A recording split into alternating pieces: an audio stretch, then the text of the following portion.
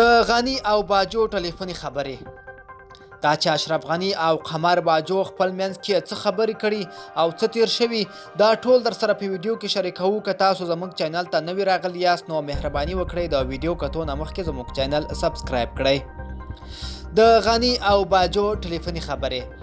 د افغانستان جمهور رئیس محمد اشرف غني د پنجشنبې په مازدیګر د پاکستان د پوځ د لوی دستریز جنرال قمر جاوید باجو سره ټلیفوني خبرې کړې دي. جنرال باجو د افغانستان د همشموله پلاوي د ټاکلو هرکړۍ او د طالبانو ډلې سره د سولې مذاکراتو پر مخ بیولو هیله وکړه. دواړو خواو د کورونا وایرس سره په ګډه مبارزه، د سوداګرۍ او ټرانزیت هم بحث کړی دی چې تر دې مهاله په نړۍ کې په کورونا د اخته کسانو شمیر تر 1 میلیون اوښتی دی. د وروستیو راپورونو له مخې تر دې دمه په ټولې نړۍ کې له 1 میلیون کسه زیات کسان په کورونا وایرس اخته دي او د مړه شویو کسانو شمیر بیا 53,190 تنو ته رسیدلی دی.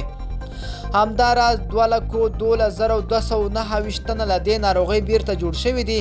امریکا لا هم د مثبتو پیښو له اړخه د لیست په سر کې ده.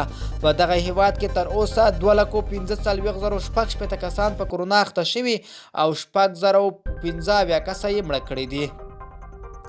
په ایټالیا کې بیا 14,915 کسه مړه کړي او 1,15,242 کسه ورباندې اخته دي.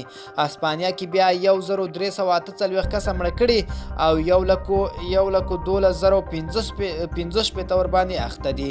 ورپسې جرمني، چین، فرانسه، ایران او برتانیا تر ټولو ډیرو مثبتو پیښې لري. ملګرو، دا زموږ تازه راپور. د لا ښکلو ویډیوګانو لپاره زموږ چینل سبسکرایب کړئ.